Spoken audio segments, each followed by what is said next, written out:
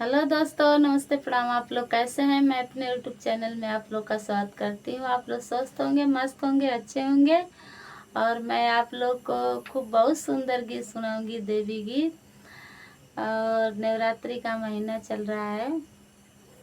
तो मैं देखिए साड़ी की चुनरी बनाई हूँ। मेरे पास चुनरी नहीं है। और एक लाइक एक सब्सक्राइब दोस्तों ज़रूर करना कि हम भी खरीदें। और सुनिए कितना सुंदर गीत है। दक्षिण नगरिया मैया पोखरा खाना में हो,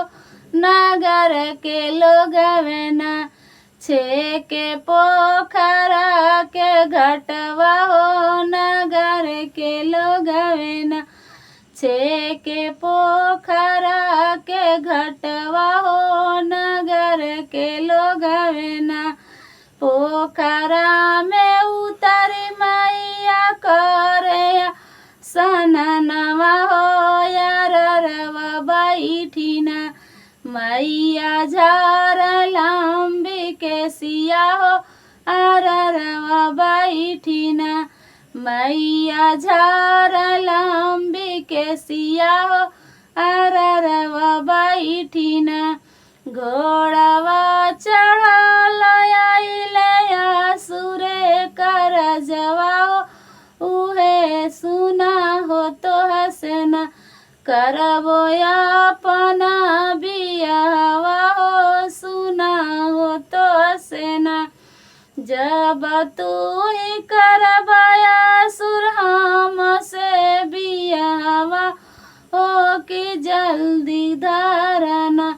आसुर शादी का दिनवा हो, कि जल्दी धरना आसुर शादी का दिनवा हो, कि जल्दी धरना पहली न चिठिया माई स्वर्ग पठवली हो, रे चिठिया ना दिहली ब्रह्मा जी के हाथमा हो, उहे रे चिठिया ना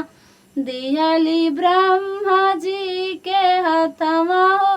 उहे रे चिठिया ना चिठिया बचात ब्रह्मा माने मुस्का ले हो, कामनाया सुरना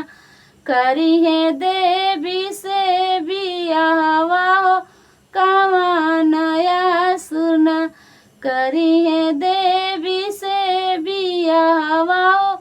कामनाया सुरना करी है देवी से बियावा हो, कामनाया सुरना दूसरी ही चिठिया माई देवल का भेजवली हो, उहे रे चिठिया ना दिहली विष्णु जी के हाथवा हो, उहे रे चिठिया ना दिहली विष्णु जी के हाथवा हो, उहे रे चिठिया ना चिठिया बचाता विष्णु माने मुस्काने हो, केवानया सुरना करी है देवी से बियावा हो, कामनाया सुरना करी है देवी से बियावा हो, कामनाया सुरना तीसरी न चिठिया मैया कैलाश पर भेजवली हो, उहे रे चिठिया ना दिहली शंकर जी के हाथवा हो, उहे रे चिठिया ना दिहली शंकर जी के हाथवा हो, उहे रे चिठिया ना चिठिया बचाता शंकर जी माने मुस्काने हो, कामनाया सुरना करी है देवी से बियावा हो, कामनाया सुरना करी है देवी से बियावा हो, कामनाया सुरना दू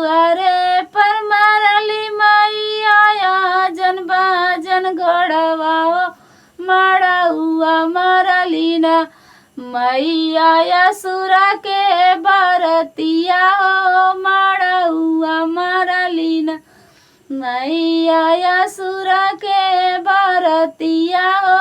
मड़उआ मारा लीना कोहबर में मारली मैया असुरा दुल्हवा हो त्रिशूलिए सेना कैली असुरा के बाधनवा हो त्रिशूली ये सेना कैली असुरा के बाधनवा हो त्रिशूली ये सेना।